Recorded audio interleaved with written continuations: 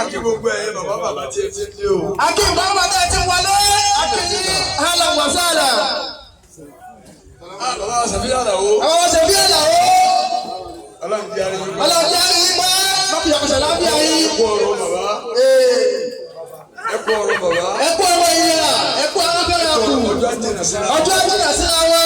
Ẹ kú lẹ́mìí o. Ẹ̀yin náà kù lẹ́mìí. Ẹ̀yin pọ́njú kú. Ọlọ́run àlàáfíà ara. Bàbá láyè. Ẹ fún bàbá láyè dákun.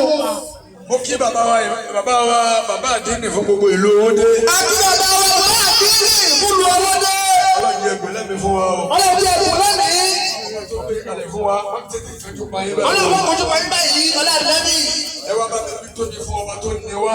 Ẹ jẹ́ ìpínlẹ̀ fún ọba tó pèsè tó ń bọ́ wọ́n tù wá. Ìwọ tí Ọlọ́run dá láti dàgbẹ́ ìdílé kan sọ pé Allahu Akbar kabira. Allahu Akbar kabira. Fún Ọlọ́run lẹ́tọ̀ ẹ̀rẹ́ sí Allahu Akbar. Allahu Akbar kabira. Ẹja fún lẹ́ẹ̀kan sí Allahu Akbar. Ìjọba fún Allahu Akbar kabira. Lẹ́yìn tí bàbá wa Abdul Yakini lọ́dá ọlọ́mọdé àwọn ọmọ ẹ̀ láàmú o.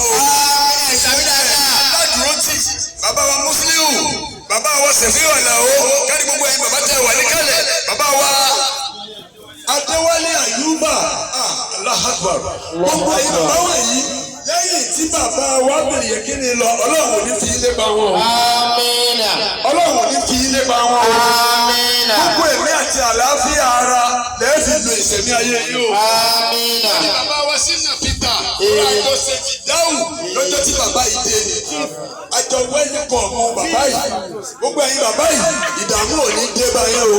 Ọlọ́run láti lọ́dọ̀ Ọlọ́run. La ilaha illallah. Ẹ bá mi dé wọ́n jòkó dáadáa. Kí bàbá wọn jòkó.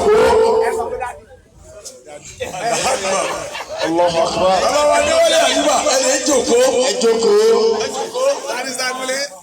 Káwájọ fi gbólóhùn yìí dírẹ̀bẹ̀ síwájú Ọlọ́run. Kájọ fi gbólóhùn yìí ká fi dírẹ̀bẹ̀ síwájú Ọlọ́run. Kò tá a sì fẹ́ dírẹ̀bẹ̀ lọ́wọ́ ẹ dẹ́kun kẹ́ni.